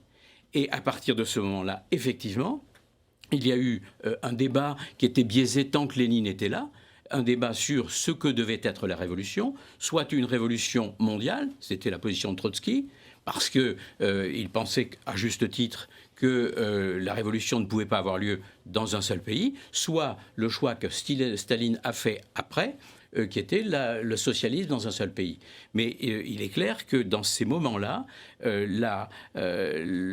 Staline ne trahit pas la révolution. Il est sur une autre tendance. Et de mon point de vue, il ne s'agit pas pour lui du tout de la révolution. Il s'agit de s'emparer du pouvoir et de s'y maintenir par tous les moyens. La prise de pouvoir qu'on a vécue à travers de ce documentaire de Staline à la tête du Parti communiste soviétique, c'est 1922. On peut rajouter quelque chose à cet épisode de la prise de pouvoir, de ce personnage discret qui s'appuie sur la bureaucratie, sur la nomenclature naissante, nouvelle nomenclature naissante. C'est comme ça qu'on explique la prise de pouvoir de Staline. Il y avait des étapes quand même dans Staline. Vous savez, il était un intrigant de tout premier plan, c'est absolument incontestable. Et il les a eus, en fait, il l'a eu, votre ami Trotsky, d'une manière absolument facile. Parce que quand il a envoyé, vous connaissez, quand il a se trompé, il a fait tromper sur la date de l'enterrement de Lénine. Trotsky, à ce moment-là, il se trouve à la chasse en Géorgie, et finalement, il ne sera pas présent, il laisse la place. Et puis c'est un moment de fondateur, il y a des moments fondateurs vraiment de régime. Il commence le discours, et on voit, au fur et à mesure, les gens regardent, et au fur et à mesure, ils croient au discours. Quel est le discours? Le discours, ce n'est pas un discours marxiste. C'est un discours qui est calqué sur la litanie orthodoxe. Les perceptes, on voit, il fait jurer à Lénine, et au fur et à mesure, les gens chantent. Les références sur l'orthodoxie, les références à plus tard, pendant la guerre, au nationalisme russe. Vous connaissez, c'est au lieu de dire camarades, il dit frères et sœurs. Tout ça, c'est les clés pour comprendre la durée et finalement l'étendue de désastre qu'il a provoqué. Mais là, simplement, nous avons un débat de fond dans la réalité. Il ne faut pas se leurrer. Vous comprenez? Je ne partage pas du tout l'avis de l'intelligentsia parisien qu'il y avait un Trotsky excellent, mi-figue, mi-raisin, un peu tueur, mais quand même un grand intellectuel Lénine, et Staline, le tueur par excellence. Ça ne correspond pas, hélas, pour moi, à la réalité, parce que, bien sûr, le droit de divorce, l'avortement, etc., pendant la Révolution, etc., mais il ne faut pas oublier que les inventeurs de la terreur politique, les assassinats industriels, c'est Lénine et Trotsky, et sur ce plan-là, Staline, c'est un continuateur de leur œuvre. Voilà. Sur ce point. Jean-Jacques Marie, prendre le pouvoir est une chose, s'y maintenir en est une autre, et là on fait peut-être référence bien sûr à ces grandes purges, la deuxième partie des années 30. Là aussi, aucun état d'âme, il se débarrasse systématiquement de tous les opposants. C'est comme ça que Staline affirme ce maintien au pouvoir, juste avant cette guerre qui va livrer aux nazis finalement.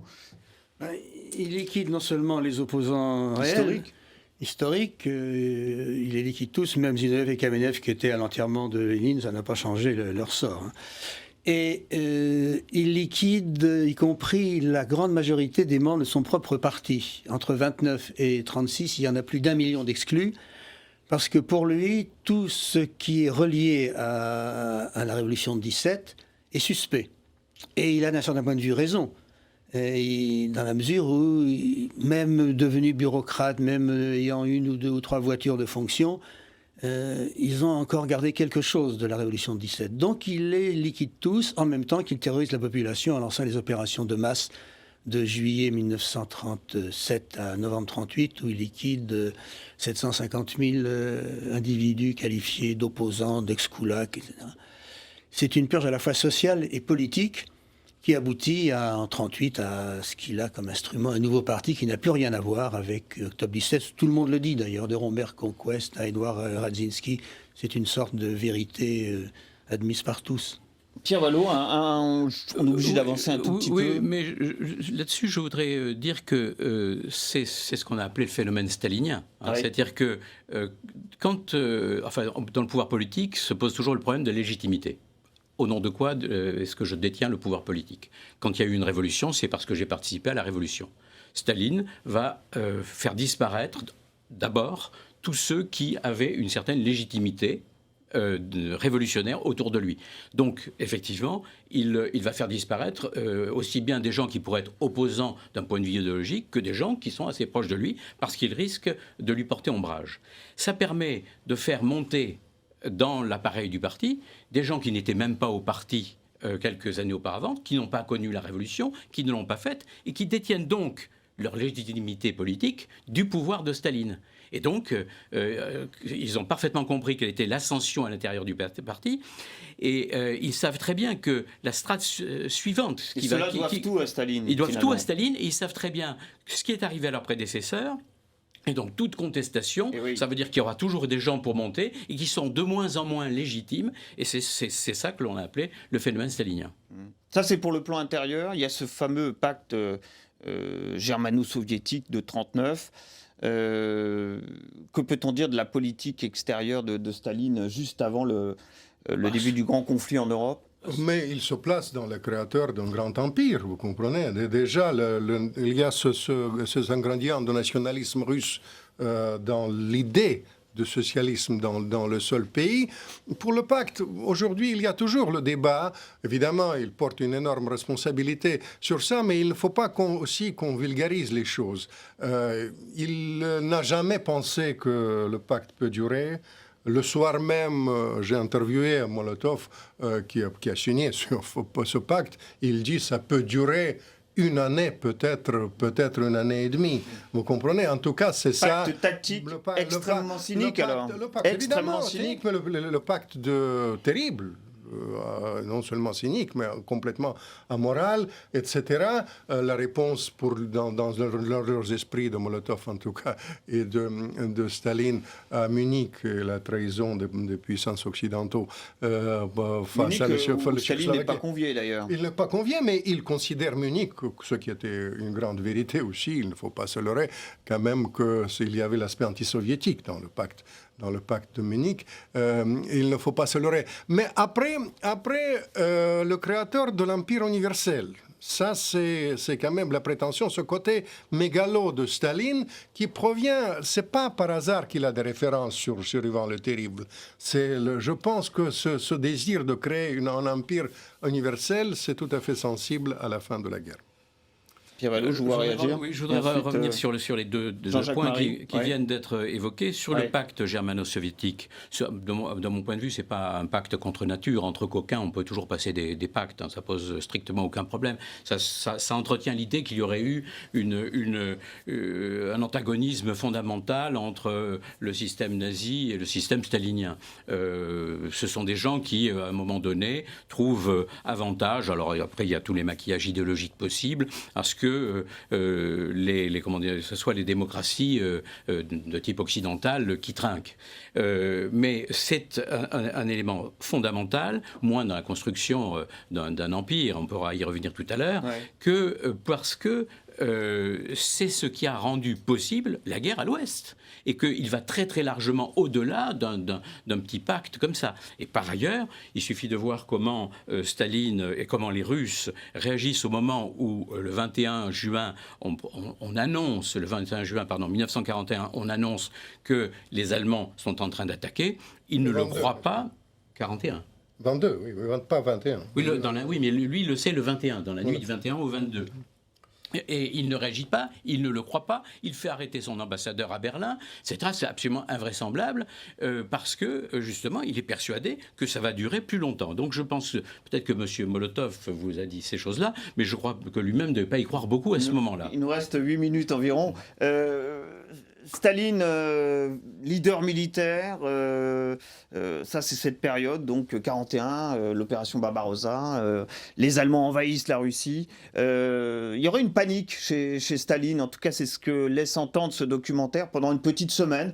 qui aurait hésité sur la manière de réagir face à cette attaque allemande.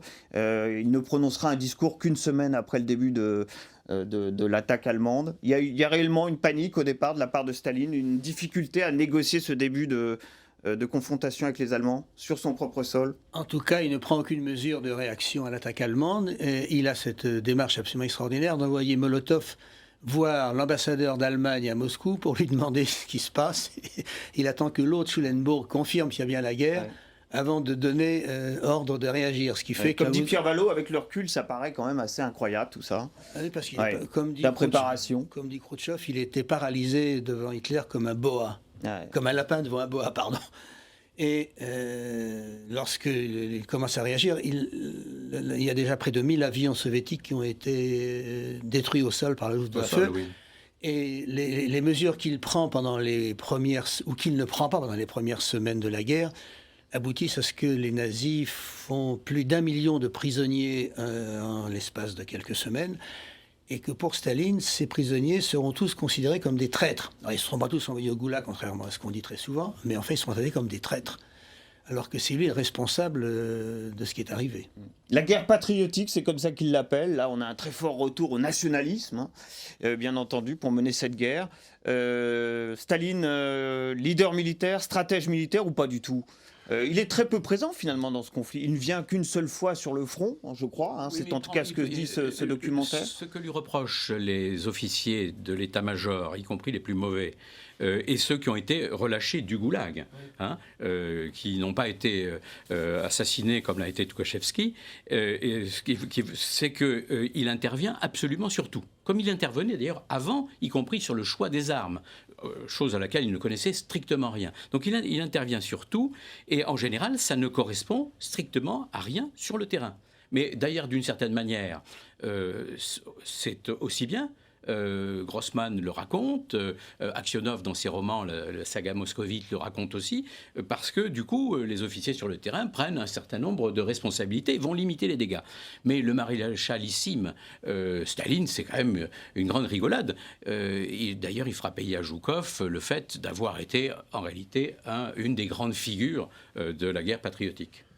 Bien sûr, mais vous savez, le problème sur pour nous, de Staline, le problème grand vainqueur du nazisme. Pour nous, il ne faut pas qu'on soit aujourd'hui les perceptions des Russes.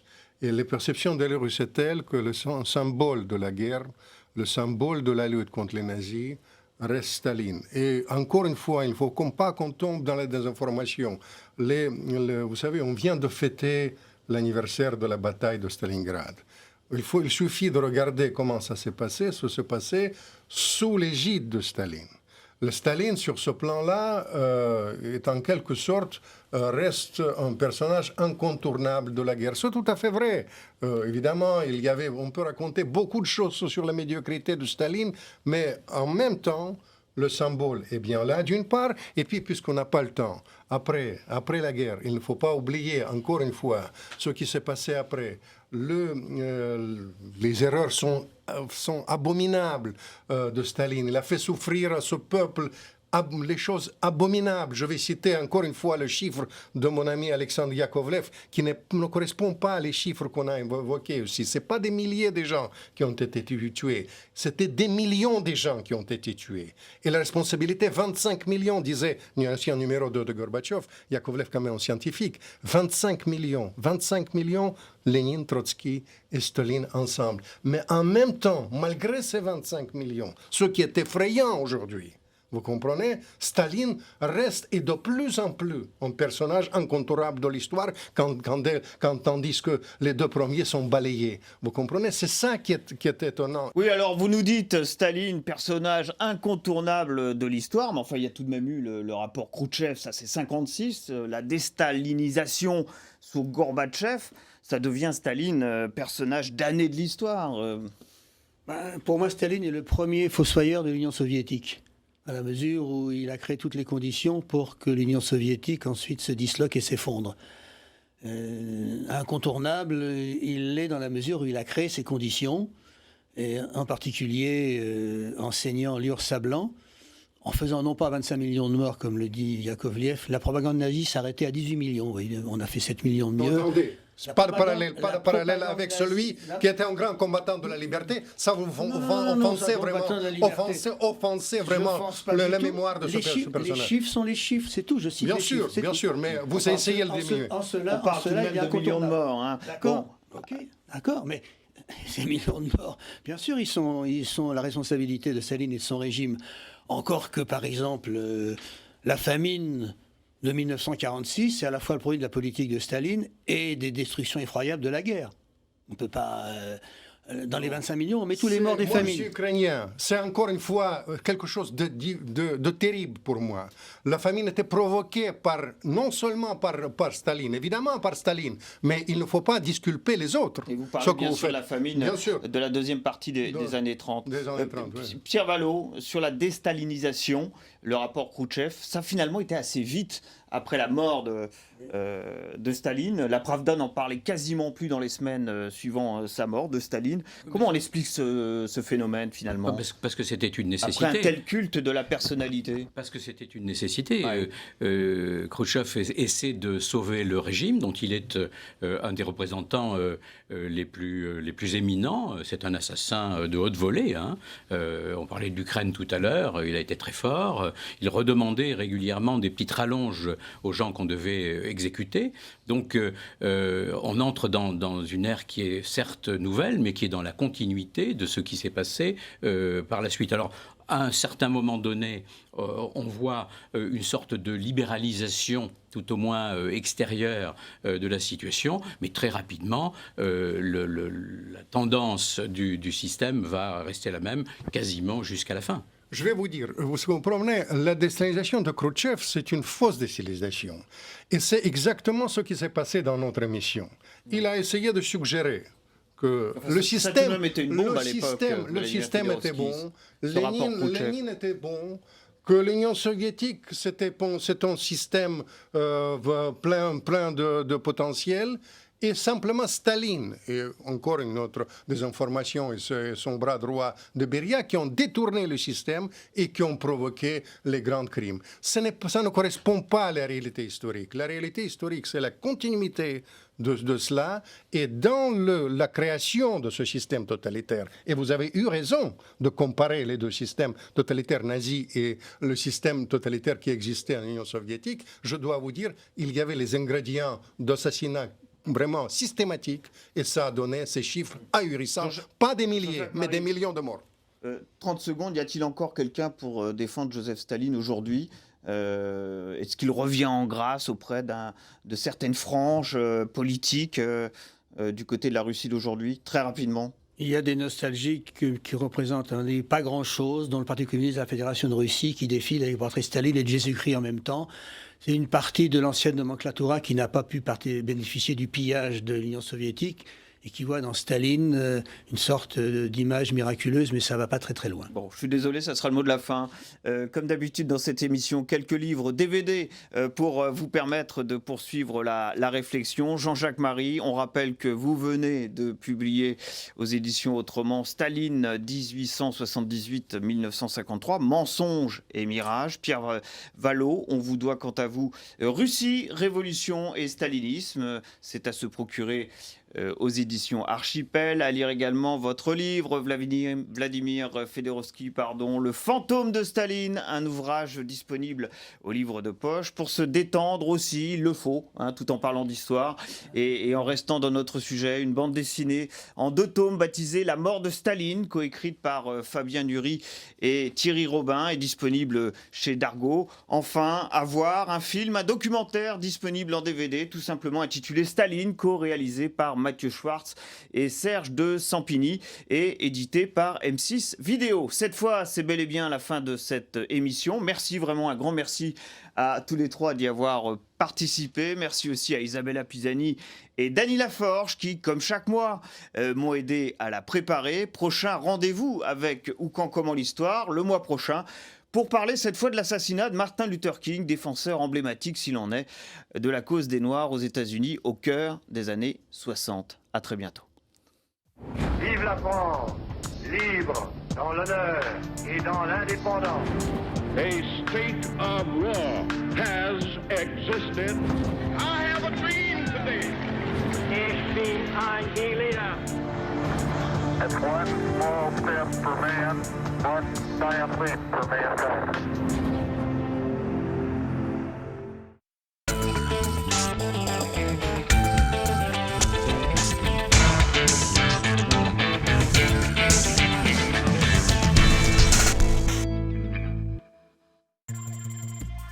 Un autre regard sur les lignes et les pages qui font l'actualité. La Cité du Livre, c'est dans un instant.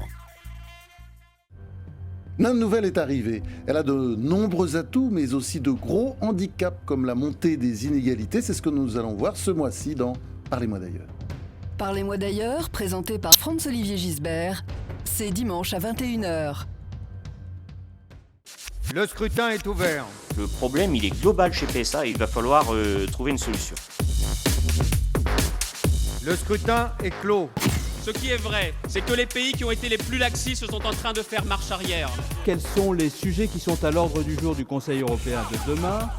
Est-ce qu'il y a encore, oui ou non, un pilote dans l'avion? Vous avez un pays qui est de plus en plus fragmenté. En tout cas, je veux vous garantir notre volonté de poursuivre cette action.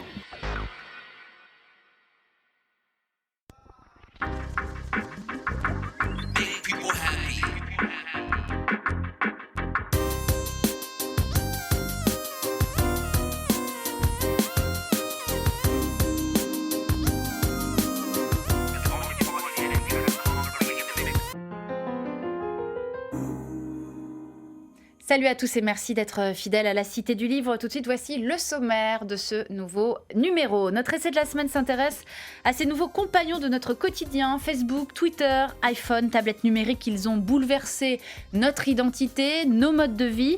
La condition numérique, c'est le titre de votre ouvrage, Jean-François Fogel, avec Bruno Patino. Et on est ravis d'en parler dans quelques secondes avec vous. Notre roman de la semaine s'intéresse, lui, au mal-être de notre époque. Il était une fois un homme qui avait mal au dos ou qui en avait plein le dos, de souffrir au travail dans un univers archi concurrentiel et dans une vie personnelle et une époque insatisfaisante. Je vais mieux, c'est signé David Fuenquinos. Il sera avec nous tout à l'heure. Notre personnalité politique de la semaine, l'ancien ministre de la Défense Paul Quilles. Dans son dernier livre, il pousse un cri « Arrêtez la bombe » pour inciter les États de la planète à renoncer à l'arme nucléaire, dangereuse, coûteuse et dépassée, selon lui. À quelques jours de la journée du livre politique, on fera également le point sur les grands succès en librairie de ces derniers mois au rayon essais.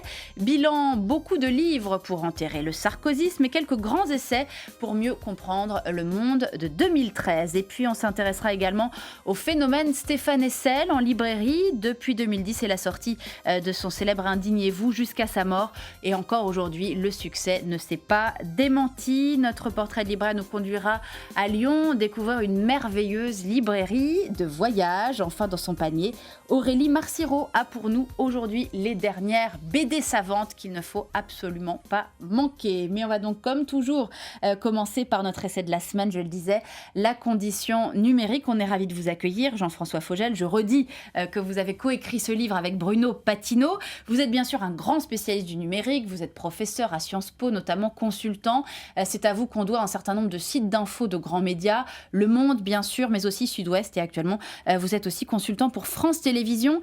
Alors dans ce livre, vous nous décrivez comment Internet est devenu une donnée déterminante de notre vie privée, professionnelle et publique. Voici venu le temps de la connexion permanente, de nos profils, échanges sur les réseaux sociaux, de nos commentaires Twitter. Est-ce que vous nous décrivez, pardonnez-moi, mais c'est une société absolument terrifiante?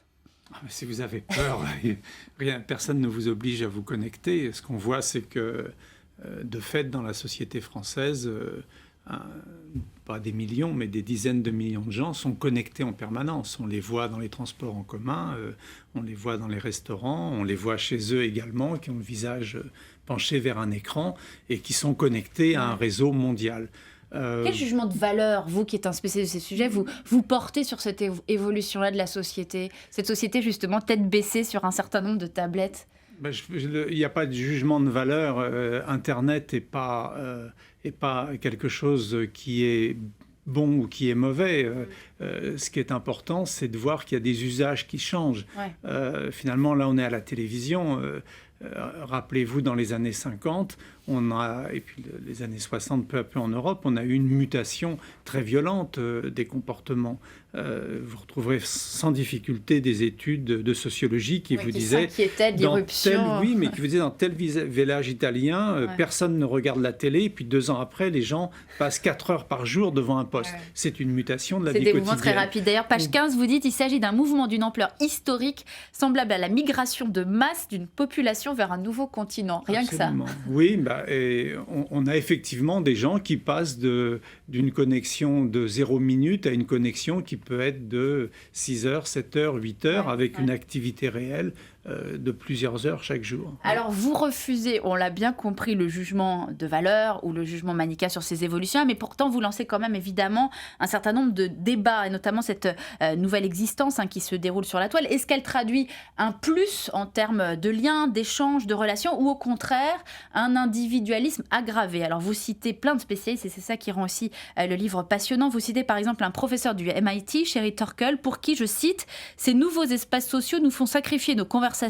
au profit d'une simple connexion. » Et le même parle aussi d'une nouvelle société où l'on est seul ensemble. Donc c'est pas un jugement de valeur, mais c'est quand même l'idée d'une société de plus en plus plongée dans une espèce de solitude un peu désespérante. Alors la solitude n'a pas attendu Internet pour exister, comme la vie en collectivité. Est-ce qu'elle est renforcée? Elle est différente. Je pense que si je reprends la façon dont vous posez la question, c'est la question de savoir qu'est-ce que c'est par rapport à la vie? Est-ce que c'est bien? Est-ce que c'est pas bien? Je pense qu'il faut le voir comme une extension du réel. C'est-à-dire qu'on est dans un domaine où on résout de façon rapide, efficace, énormément de choses qui font partie de la vie. Vous cherchez un travail, vous cherchez peut-être une relation amoureuse, vous êtes étudiant, vous cherchez de quoi nourrir votre devoir. Vous allez sur Internet, donc vous n'allez pas dans un monde virtuel, vous allez dans un monde très réel pour trouver une solution. Facilitation du quotidien, ça c'est une évidence. En termes de perte d'âme, on peut aussi se poser la question. C'est pas tant l'action, est-ce que c'est bon ou mauvais? Vous pouvez toujours aller sur tous les sites prière.com et ainsi de suite qui sont envahis par le religieux. Non, il n'y a pas perte d'âme. Il y a simplement une extension de nos possibilités et puis une modification de la temporalité. Parce que quand on est sur le réseau Internet, quel que soit le dispositif qu'on utilise, on vit un seul moment qui est maintenant.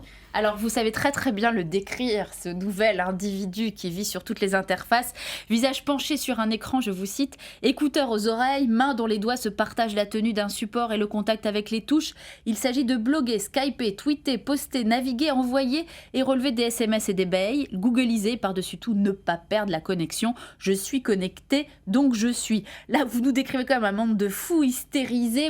Vous lisez, j'imagine, aussi toute la littérature scientifique, des pédopsies qui disent que cette omniprésence des écrans et justement cette obligation de tweeter tout en chattant crée une incapacité de concentration, par exemple. Enfin, ce que disent les médecins sur le sujet. Alors, on le cite, on en parle. Il y a une hyperactivité. Ce sont des gens qui sont hyperkinétiques et on se pose la question par rapport aux adolescents qui sont évidemment, comme on le sait, très, très utilisateurs de ce genre de dispositif. Non, je crois qu'il faut surtout se dire que ce qu'il y a, c'est une modification de l'attention.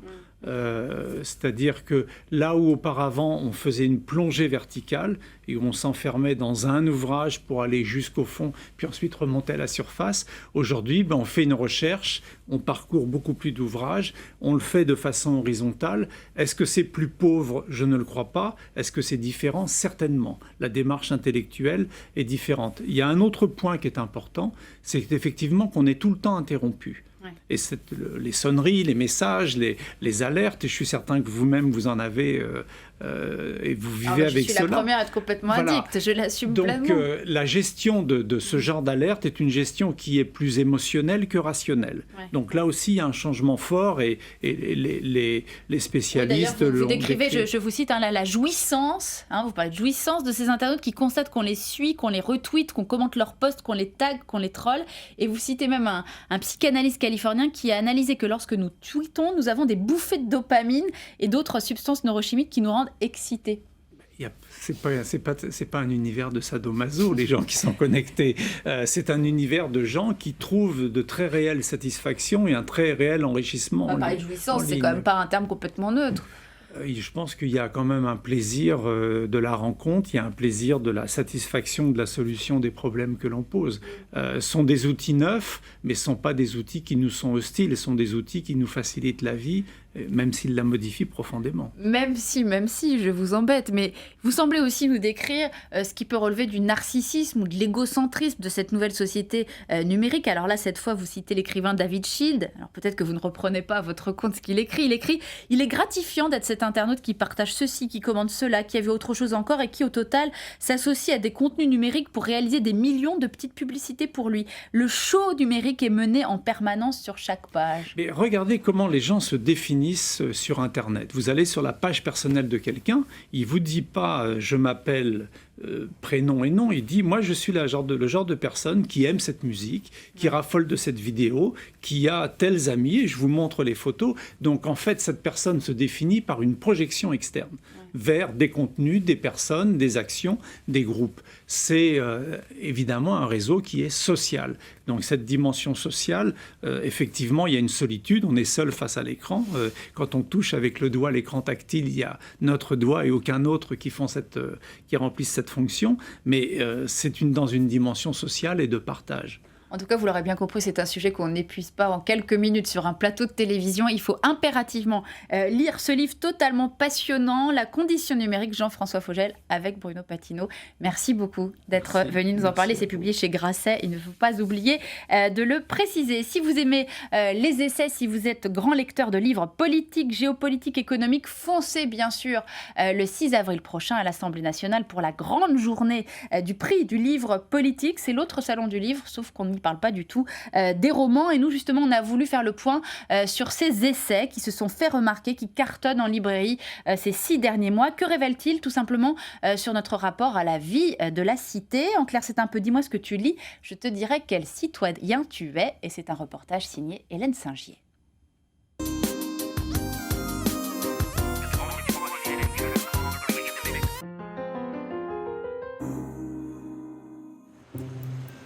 Face à Saint-Sulpice, l'église du Da Vinci Code, se cache une éditrice qui a eu du flair.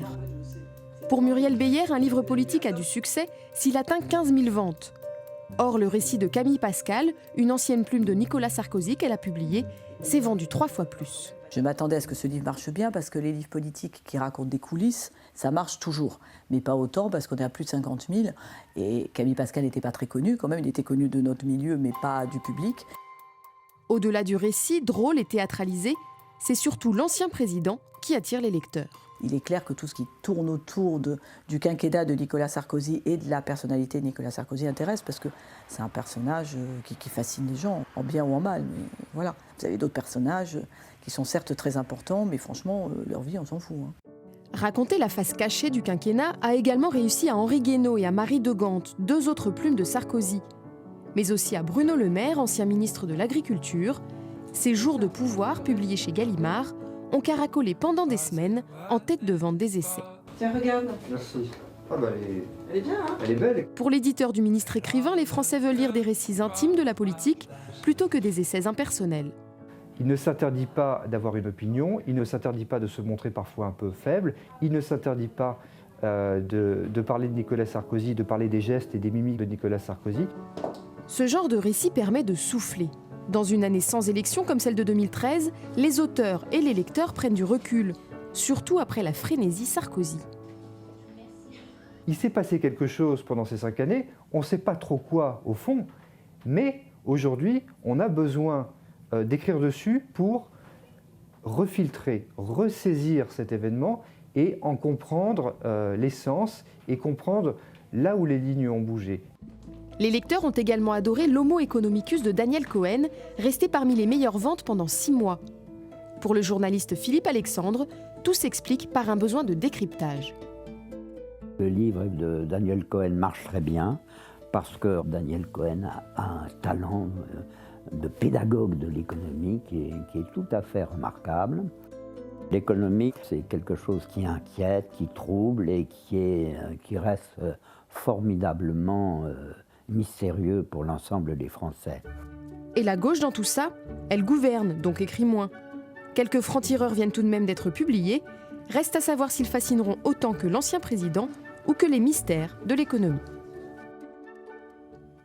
Voilà pour les meilleures ventes des derniers mois côté essai. Du côté des romans, il en est un qui, à peine sorti, se vend très bien. Et vous avez de la chance puisqu'il s'agit du vôtre, David Fuenkinos. Merci d'avoir accepté notre invitation. Votre dernier livre s'appelle « Je vais mieux ».